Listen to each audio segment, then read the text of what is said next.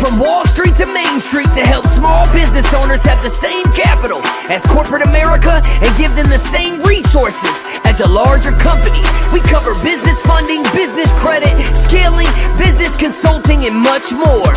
Check out the website at shieldadvisorygroup.com. Welcome to the show, The Liquid Lunch Project. Hey, what's up, everybody? Welcome back to another episode of the Liquid Lunch Project. I'm super excited about this one. We have the franchise Maven here. Also alongside, as always, I'm Matt, along with my partner and co-host, Luigi Rosa Bianca, the professor. What's going on, Luigi? How are you? Matt, how are you, pal? I'm really excited about this one as well. You know, we always have competing positions, franchise, pro, con. Are they worth the effort and licensing fees? Do you get a lot of bang for your buck? So we really hit pay dirt today. We found an expert in franchises. So Greg, welcome to the show. Thank you for educating us. Let me ask, what makes you the franchise Maven, Greg? Thank you, Luigi, for the question. I appreciate that. A lot of years of experience, actually, doing this and what I had. So I really started off a while ago in the corporate world, just like a lot of my people do. I decided at one point in time that, I had enough of the corporate world, and quite a few of my people are the same way. So what I did was really look into businesses, trying to understand what businesses were the best. So I bought a couple of privately owned businesses back when I was in the corporate world as an engineer, and I ran them. But then after I got out of that corporate career and doing the semi-passive model with owning private businesses and doing my corporate job, I started looking into franchises, and I bought my own franchise. I worked with a couple of franchise consultants, and I found a couple of franchises on my own. And then I also found a couple of them with the franchise consultants. So I looked into franchises quite a bit, working with those consultants and then running my own franchise. So I ran my own franchise for a couple of years, did that, and then, sold that one off. And then I got into franchise consulting. So I've been doing this for about 9 years now. I've helped out, over 100 people get into a few hundred franchise units. So I've worked with many people and many different franchise organizations, investigating a great number of franchises. And we work with about 300 franchises. So through those 9 years of experience working with all of those franchises, or all the people that I've had investigating franchises and going through the process, I've accumulated a wealth of knowledge that I can help people navigate through the system to find out what is a great franchise in particular, what's a great franchise for them, and even more importantly, believe it or not, is franchising right for you to begin with? Brilliant. So let's work both sides of the fences. Let's say I'm an entrepreneur, I'm a small business owner. What qualities do I look in a franchise, and what perks and benefits should a franchisor be offering to me when I'm looking to make my investment? I am investing my hard-earned dollars. What advice do you give potential franchisees in a bucket list of what to look for? Luigi, for my entrepreneurs themselves, that's the challenging group right there, because the true entrepreneurs have already done it themselves, so they know what it takes to build into and get a great business going. So if I would look at just the entrepreneurs, the people that have already built a business, and they're asking me that question, then I would say what you want to do is you want to have all those systems and processes in place, all those things that you in the past have already done, had to come up with on your own. You want those in place so that you can get to where you want to be 2 to 3 years quicker than if you were to do it yourself. So that's general. If we want to look at something more specific, then we want to look at, say we're looking at the services industry, for instance. 2 different types of franchises out there. You have the brick and mortar, the buildings, and then you have the services industry. So let's take a look at the services industry. Services industry, your clients don't necessarily know you exist until they need you.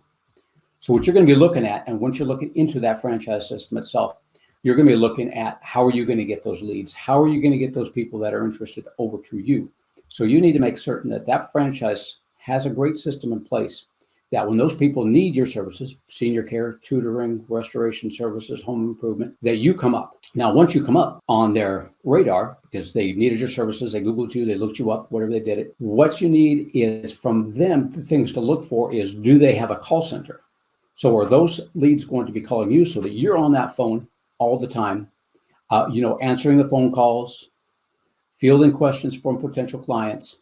Or does that franchise have a call center that can do that for you, thereby saving you time and money so that you can just go out and talk to the clients?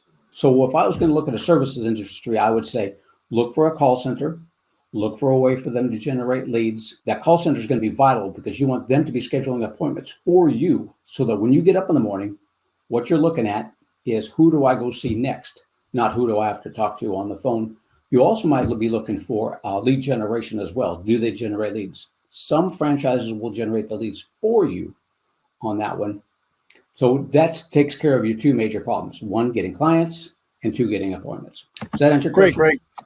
Perfectly. Thank you. So let's turn this perspective 180 degrees. Let's say I am a small business owner and I have a wonderful business in place. And I think that I want to scale this business and all I want to do is keep copying and pasting. As a potential franchisor, what qualities do I look for in franchisee candidates? You want people that pretty much share your passions and your goals. And that's what we do as well. So we know, we get with the franchises.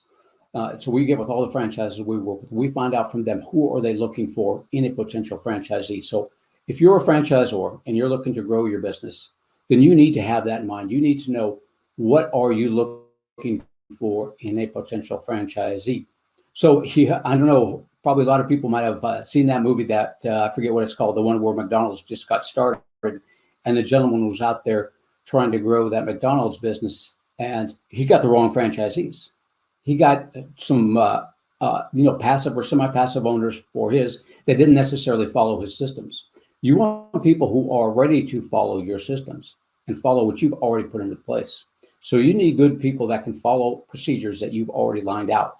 Now, what he really needed was people that were going to be owner-operators. Not all franchises are like that, but in this particular case, he wanted more of an owner-operator. He liked the husband and wife team that would come in there and they do things the way he laid out that they should do on there. And that's what you need to do, is outline what it is, what traits you're looking for. If you're doing a sales franchise, then what kind of salespeople do you want? Do you want 3-year experience? Do you want sales managers, sales directors, direct salespeople? If you're looking at something where you're doing a doggy daycare, you may want people who are just centered around pets. Now, that's not necessarily true all the time. A lot of times, maybe what you're looking for is just good business people that know how to operate and grow any type of business. So you'd be more general in that case. Yeah, I got a question for you, because a lot of our clients that come to us, they're in growth mode. They have 3 or 4 locations, and they're at the point where they may not want to open any more locations, but they don't know where to start to look at even franchising out their business and becoming a franchisor. So can you walk us through the initial setup, how to do it, and more importantly, what are the strategic steps that need to be taken in order to be a successful franchisor? Perfect, Matt. We do that as well. That's one of the things that we also work with businesses on. So if you are a small business owner, you're looking to grow that business out, it would be beneficial for you to have more than one location to begin with. Not absolutely necessary, but it would be beneficial because that way now you've shown that you can duplicate that system and it can operate. And hopefully those other locations are running successfully. One is assuming at this point in time that they are, so that you can show the people that will come to look at your potential franchise that it is duplicable. Once you've got that in place, and now it's not absolutely necessary. It's a little more of a challenge for us to find great franchises when you only have one location, but it's still doable. If you've got you want to have something that's different, something that kind of stands out from the rest of the crowd on there. So you want to know that what you're doing is going to, when people look at it, it's going to inspire them to think, wow, that's a great idea. So at that point in time, you've got that in place. Now what you need to do is you need to first become a franchise. So becoming a franchise, it helps to have the policies and procedures in place you have already, or a general idea of what they're going to be. What our team is going to do, we have a team of people that do specifically that, is turn you into a franchise. So they're going to be looking at creating the franchise disclosure documents for you. What you're going to be thinking about, what they're going to go over with you as well, is territory size. So with every franchise system, almost every franchise system, I don't want to be that specific, but in general, for the most part, franchise systems are going to give you a territory, geographical, usually territory, with clients that meet your criteria. That's for services industry. For brick and mortar, you're generally going to have a territory size of a mile radius or 2 mile radius, something of that sort, or 5 mile radius. Because generally speaking, when you're looking at retail type franchises, people are, for the most part, not always, but for the most part, only going to drive so far to get to your location. They'd rather drive somewhere else if it's a little bit closer. So for services industry, your territory is going to encompass a certain amount of area. Senior care industry, for instance, they'll give you 30,000 seniors, thereabouts, as your territory, whatever geographically that encompasses. So back to the point, this team of people that we have are going to help you with that. How are you going to determine what's your territory size so that your people can make a good amount of income? And what we're looking for there is for the potential to get a 6-figure income in any territory that you're in, following your policies and procedures. And the team of people that we have to develop your franchise will go over that with you. They'll help you develop those policies and procedures. They'll put the franchise disclosure documents in place. In each individual state is a little bit different in how they allow franchises in there. I wouldn't maybe not go that far at each individual state, but they have what are called registration states and non-registration states. So as far as what you need to do to get registered or basically offer your franchise in that state. So our team will go over that with you. There's probably 30-something states or so that are non-registration states. Easy to get into. You file your franchise disclosure documents. Our team of people do that for you. You're good to go. Once you want to go out into those registration states, a little bit more paperwork is required. They'll do that with you. A little more money is usually involved as well to get registered in those states. Once that's done, now you're a franchise. All well and good. So at that point in time, you are good to go. You are good to go out there and find franchisees for yourself any way you want to do it. So just to recap, you have to have your SOPs, your operating procedures in order. Then you bring in a team just like you, right? And you're a team.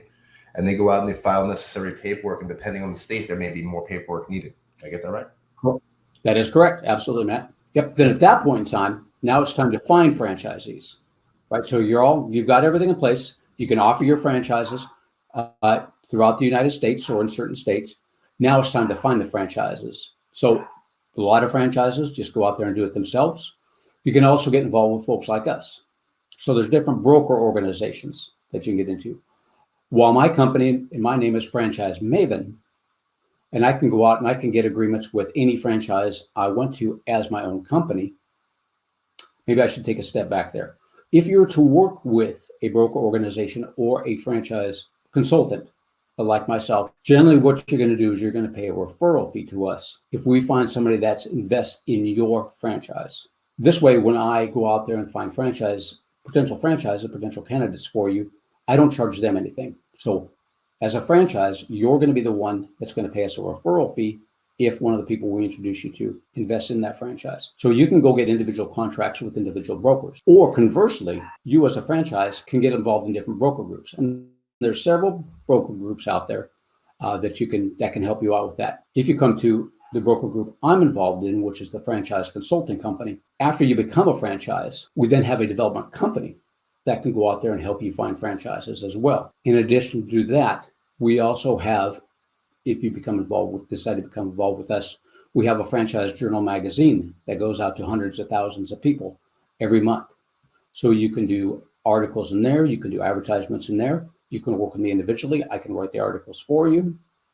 In addition to that, we also have franchise shows that are throughout the United States where we can have a booth and a show. So you get national recognition out there as well. And when you get involved in the broker organizations, what you have is now many brokers, in our case, 150 brokers or consultants, as you will, that spend their own marketing money on finding candidates for you.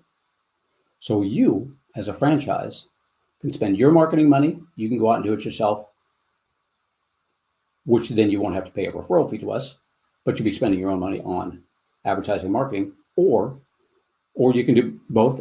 Luigi, you had a question. Yeah, Greg, let's do some role play. Imagine Matt has a franchise and he's looking for a franchisee, and I like the idea. As my consultant, what should I be looking for in a master franchise agreement And what sort of bells and whistles should I be looking for Matt to be offering to me, his franchisee? So you are asking as a franchise what you should be looking for in a potential consultant to come help you. Did I get that right, Luigi? Sorry. No, so Matt is the franchisor. Okay. In a typical agreement, what sort of terms would I expect to find in a typical franchise agreement? I got you. So typically what's going to happen in the franchise agreement, so if we're going to go over the agreement itself, franchise agreements, first of all, are mostly set in stone, so they don't change, so that everybody's got the same playing field, every franchise does.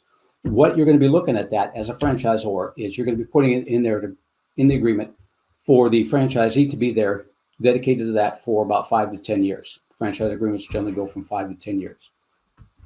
In that franchise agreement, there's going to be specific things set out as far as what you can use for marketing, what you can use for advertising. You're buying that business plan, or I should say more like investing in that business plan that the franchisor has you. So you want, as a franchisor, everything laid out in that agreement, specifically as to what you expect your franchisee to be doing on there. So what you don't want to happen is for somebody to invest in that territory and not do anything with that territory. So one, you want them in there for, generally it's going to be 5 to 10 years. Two, you're going to be picking up royalties for it. So one thing to consider is if you're doing royalties and you're doing a percent of their revenue, is something to consider to make certain that you provide them motivation to do it, is you want a set amount of royalties every month on there to make certain that you're getting some money from that territory so that they don't just invest in that territory and then decide for whatever reason, which would be kind of crazy because you're investing a lot of money in there, is not to do anything with it or do very little in it. So you want some motivation in there for them. So a set minimum amount of royalties. Most royalties that you're going to be getting from your franchisees are going to be between 5 and 10%. So you're looking at two forms of income for you as a franchise in the franchise agreement. One is the franchise fee, one-time fee. Generally speaking, our franchise fees are for the franchises are between $40,000 and $50,000. And then you want a royalty structure. That's your ongoing revenue stream. That is why you become a franchise, is bringing in that money, generally between 5 and 10%. So you want that outlined in there. You want franchise fee outlined in there. You want the royalty structure in there. You want the set term of that franchise, 5 to 10 years in there. What you also want in there is if that franchise builds up to a certain point, are you going to allow them then to sell that franchise at any point in time? And is there any fee for a transfer fee? There generally is with a franchise, but not a lot of money. No big deal with that one. And then you want a renewal fee in there as well. After your 5 to 10 year term is up, you want that renewal fee. That's great. Greg, let me ask you. Did that answer your question? Master franchise plans, right? When somebody's looking at them, are there any rating agencies that rate each and every franchise? And what are some red flags to look out for? There are some things you can look up online as far as ratings go on there. There's a couple of them. I would say that what you're looking for there is franchisee satisfaction. So look up franchisee satisfaction ratings, and I forget off the top of my head what the one's called on there. But you want the satisfaction rating of the franchisees to be pretty high on there. As somebody else, what other things that you're looking for is if you're going to go in there and start investigating a franchise. We talked about the franchise disclosure documents. In those franchise disclosure documents, now this is after you've been a franchisor for a while, and you got many franchisees, you're going to have a listing in there of the franchisees that are currently running that franchise. You're also going to have a listing of the franchisees who started running it but are no longer running that franchise system in there. So it's pretty easy math at that point to see the success rate of the franchise itself on there. So look for that when you're looking at a franchise. But yes, there are franchisee ratings out there to see how well the franchises like their franchisors. But also, probably most importantly, when you're investigating a franchise, is to go through there and talk with any and all of the franchisees in that franchise disclosure document as you can, so you can get a good feel for that franchise. That is something we need to know, because if I introduce you to a franchise, I'm going to have to know what it is you're going to hear from those folks. And if you start hearing bad things about a franchise I introduced you to, you're going to be looking at me thinking, this guy's nuts. He doesn't know how to pick a franchise. So we got a good idea of what you're going to hear. But that is something you definitely want to do, is talk with as many or all of the franchisees as you can. And no franchisor will tell you cannot talk with any of the franchisees. Some of them may have a little process in place for you to do it, code words, so that it's not like, some competitor trying to get information, but you will be allowed to talk with all the franchisees. Greg, let's do a little case study. Imagine Matt and Luigi come to you, and we have, I'm going to break Matt's piggy bank. Let's say we have $100,000. Okay. Both of us have pretty low risk aversions, right? Mm-hmm.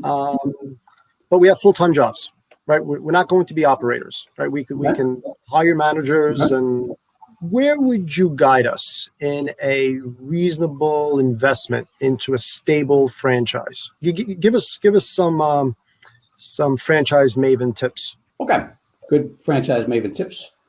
I would say if you're going to be looking at 100,000 or less, you're going to be looking at the services industry for one. Generally speaking, services industry is 100, 150,000 or less.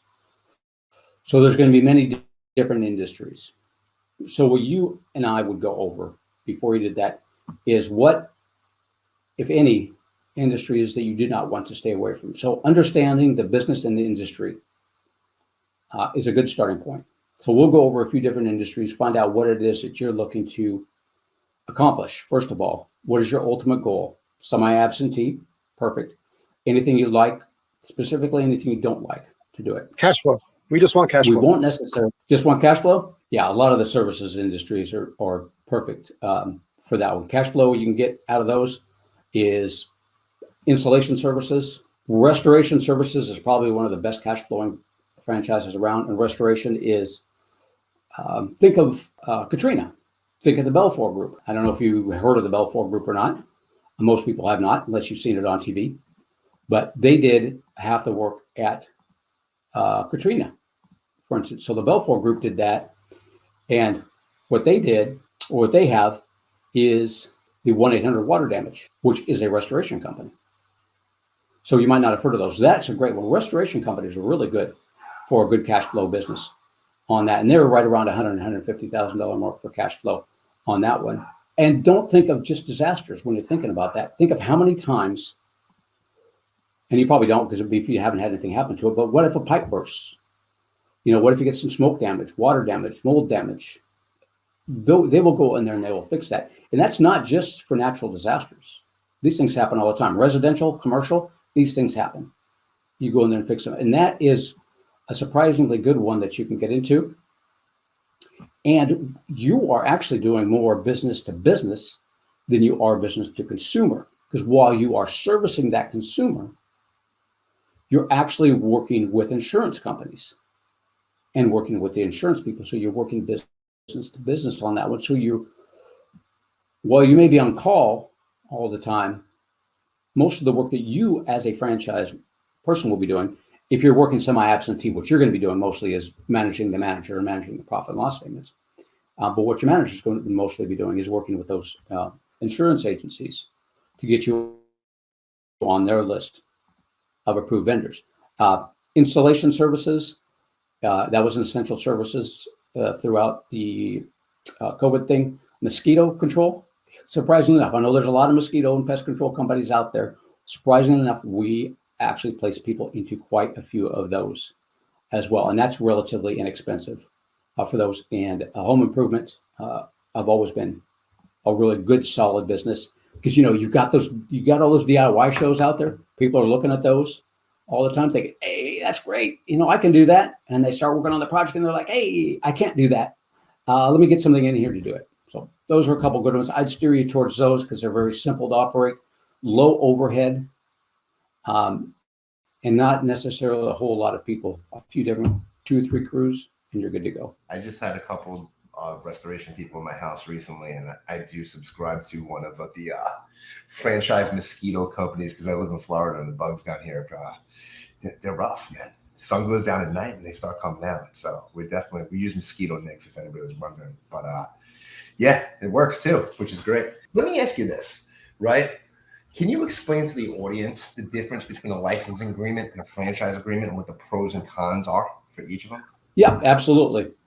So we have what we call business opportunities as opposed to the franchise opportunity. So business opportunity or license agreement, you've got the license to do that, to run that business. So they're going to give you, just like a franchise for the most part, all the policies, procedures, and manuals in there for you to do that. But they don't necessarily charge you as much franchise fee or royalties as a franchise would. So you're, for the most part, for license agreement, you're going to have a little bit less of an initial cost up front to get into it. So as we spoke about before, you've got your franchise fee, you got your royalties. Licensing, depending on how they do that, you may or may not, and it may be a lot lower. With the licensing, you're not going to have disclosure documents. So you're not going to have a list of people that you can call upon to find out what that franchise is all about. You'll still have people you can call upon. So business opportunities, license agreement, the company that's running that will give you people to talk to. So there comes in a big trust factor for you. When you're talking to those people, you've got to trust that they're going to give you a good variety of people to talk to in order for you to find out, is this right for me to begin with? And how do they feel about the person that's licensing it or the business opportunity? How do they feel about the support systems and the training? With a franchise, now you're going to be paying more, the franchise fee, the ongoing royalties, but now you've got a little bit more regulation in there. You will have that list of people to talk to for that. From a business perspective, right? It's easier to get licensing agreements set up than it is to go through the full disclosures with the franchise disclosure agreement, correct? Absolutely. Absolutely. From a franchise point of view, very simple to just, or from a business person's point of view, entrepreneur that's got 2 or 3 locations, much easier to go through licensing than it is through franchise. Do you have, now, if you were to do a licensing agreement, right?